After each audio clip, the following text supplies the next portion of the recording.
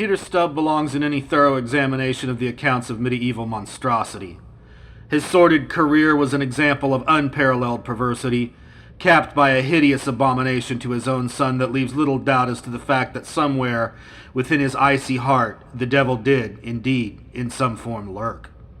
Peter Stubb had been afflicted since his earliest days with the reputation of being a monstrous lad, given to thievery, bestiality, and a sullen, sordid countenance that did not win him many friends. By the time adulthood beckoned him, Stubb was already a novice practitioner of the black arts. Stubb was apparently successful in his attempt to conjure up the living devil, and was able to secure with him a pact in which, for the price of his mortal soul, Stubb was to be endowed with the power to transform himself into a blood-crazed, ravening wolf. The means for this transformation was provided by a leather belt that would accomplish the metamorphosis as soon as it was donned by the wearer. Whatever one believes about the objective reality of Stubb's magical device, lycanthropy, or, so the particular mental disorder wherein men believe they possess the capacity to change into wolves is called, is an actual catalogued form of psychosis, albeit a mercifully rare one. Stubb was, at the very least, suffering from this particular mental malady, and under its repressive influence enacted horrors sufficient to make a Marquis de Sade wince a little.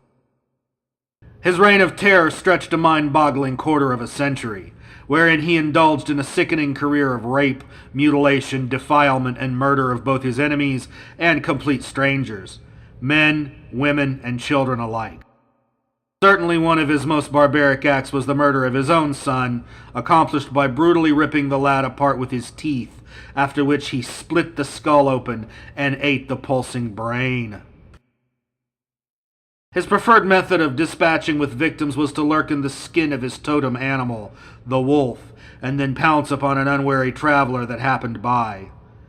He was then free to chew through the throat, rip sections from the body to devour, as he slowly worked himself to the pinnacle of his satanic ecstasy. This was a ritual he was well accustomed to, having performed scores of similar murders, and having the good fortune to have escaped discovery and even suspicion for more years than even he probably believed would have been possible. A telling anecdote concerning the way in which he operated comes down to us in the story of 3 victims, 2 men and a woman, who, while coming home through the forest near Stubb's cottage, heard a rustling in the bushes. When one of the men went into the bushes to investigate, Stubb made short work of him. After a few moments, the second man went into the dark concealment alongside the road, and likewise did not return. The woman at this point, growing more and more hysterical, began to run as fast as her legs permitted. Alas, it was to no avail. Stubb easily overtook her in his wolf form and devoured her body. He battened on this particular victim to such an extent that no remains were ever recovered. Stubb likewise had a daughter, Beale Stubb. All young women readers should feel themselves lucky not to have been burdened with such a grotesque moniker, who at a young age became her father's chief source of sexual gratification. Assuming there ever were any offspring, one can imagine that they were dispatched in much the same manner as Stubb's other victims. In that respect, perhaps they were luckier than his other prey, for surely death would be preferable to life as the son of Peter Stubb. The area around Cologne, Germany had frequently worked to apprehend the long-time fiend by means of manhunts and packs of trained dogs, but had hitherto not had any real luck. Finally, however, fate did smile upon them. It merely frowned at Stubb himself, who was busily dispatching yet another in his seemingly endless succession of victims when the pack of hunting dogs and their eager masters finally discovered the object of their investigation. It was short work capturing Stubb and bringing him back to the town of Bedburg to stand trial before the magistrates, who found themselves befuddled at the motivation behind such a long-running series of atrocities.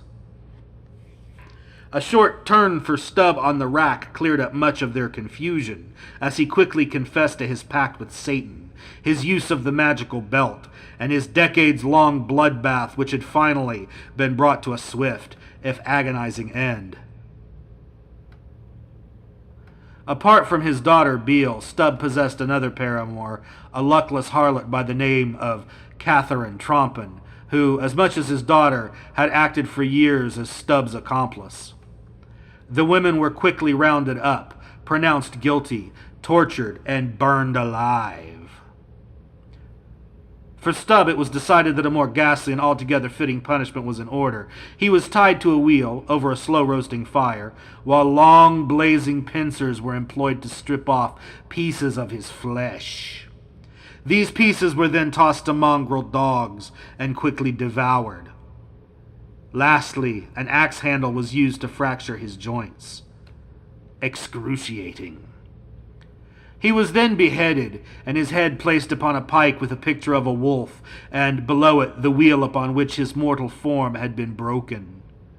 His remains, sans head, were then burned at the stake, and the ashes tossed in a garbage heap. As for the magical belt, despite the best efforts of curious searchers, it was never recovered from the woods in which it was dropped by Stubb when he was apprehended. Locals felt that the only explanation was that Satan had come back to reclaim his property. The devil, it was believed, was always loath to part with something useful.